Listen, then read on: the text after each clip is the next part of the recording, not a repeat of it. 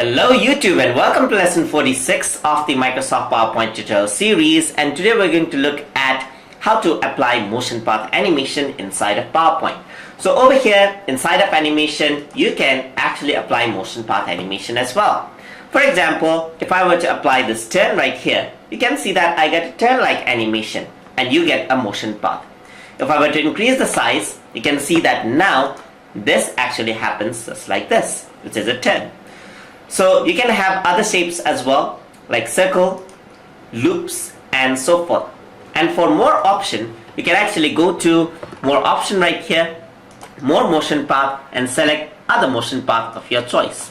Like let's say for example heartbeat. Can you see that? Right? So that is how you can have different sort of animation just like that.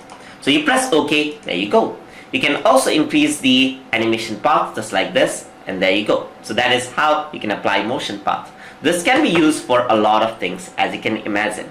Alright, so you want to appear it in a different way. Maybe a custom animation would be good, and for that we actually have something called custom path. So let's say I want it to come over here. I'm just clicking and dragging, coming over here, just clicking and dragging, and I can just scribble this out just like this. And if I were to leave it, I can actually make a straight line and then create straight shapes just like this, and press enter, and you can see that the animation actually happens in the same path.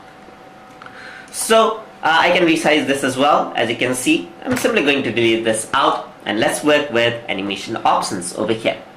So let's go over here, and here I'm going to go into custom path itself. Even in custom path, inside of effect options, you can see that I can add in a curve, line, and scribble. So you can see that there are a lot of options to choose from. Go to loop and so forth. There are effect options that I can choose from right over here. Go to custom path, go to effect options, let's choose curve. When we choose curve, if I were to click it, you can see that it actually curves the line. Click it and it creates another curve point and so forth. So if you want automatic curves, press enter, there you go. That's how you can add in curves right there. You can also go over here. There's line, so click, that's it. Alright, so that I just click over here, go to line right here, go to effect options, go to line, click and drag, and that will actually click and drag. There's other option as well, scribble, which is our default custom path tool. So just click and drag, so you can see that that is how you can scribble out the path just like that. Over here, and then there is something called locked. So now this is unlocked. So if I were to move the animation path over here, you can see that only this moves out. So that is actually because the animation is unlocked. So if I were to go back to locked, let's see how that works out right here. So let me just remove the animation right here. Let me just go into my custom path. Alright, so let me just click and drag, press enter, there you go. So now what I can do is I can go into effect options right here, go to locked, and now if I were to move this, you can see that only the animation path moves. If I were to go to unlocked and move this, alright, so from the shape you can see that the path actually moves along. So you do unlocked, so the animation path gets locked. If you move the shape, it stays on the same side. But if you were to do unlocked, then the animation will stick to the shape itself. But you have to move the path just like this, and then move the shape, the animation will move along in the unlocked path. You can also reverse path direction, so it will play the animation in reverse, and there you can edit the point as well. So let's say for example I'm going to go to custom path right here, effect options, use curves. I may have a lot of points right there, press enter, there are a lot of points over there. So over here, I'm going to go to edit points, and what it allows me to do is I can actually move the point, even change the Bezier curve, as you can see, just like that, and there you go. So over here, you can also do a unique thing. So this is the Bezier curve right here, and to change the Bezier curve, I can hold Alt, click and drag, and you can see that I can actually manage the sharpness of only one shape.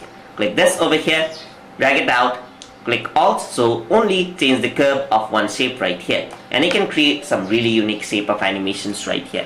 When we do a preview, and it will move right along that animation path. Other ways to make animation, other ways to edit animation over here. So let's go to lines. There you go, you have a line right there. Alright, so there you go, you have a line. Let me just click and drag it. There you go, you have a line animation. So whenever I preview this, it actually plays on with a simple smooth animation speed. You can go to effect options, and then over here you can actually change the speed. For that you can actually go over here into the effect options from the animation pane. Go to effect options. Here you can see that you can select the path. You can have a smooth start, that is the acceleration happens till 1 second. So let's have no smooth start as well. So over here I'm going to have a smooth end that is around 2 seconds long, and then bounce end. So I also want the animation to bounce for around 1 second. So let's remove the smooth bounce. So let's see that. Alright, so that bounces too much. Over here, let me just go to effect options right here, remove the bounce. Alright, just press OK, and you can see that a little bit of bounce actually happens over there when I press the effect options of about bounce right here. Let me increase this in size. Alright, so you can see that more bounce actually happens, just like that, for a bit more period, just like that. So over here you can remove this. You can have a smoother end as well. So if you were to press OK, now you can see that the slowdown is quite smooth. The start is quite abrupt because I didn't add anything over there. The smooth start is 0. This is actually the smooth end. Auto reverse is when it'll actually reverse it back. As you can see, the animation will reverse back if you were to turn on the reverse option right here.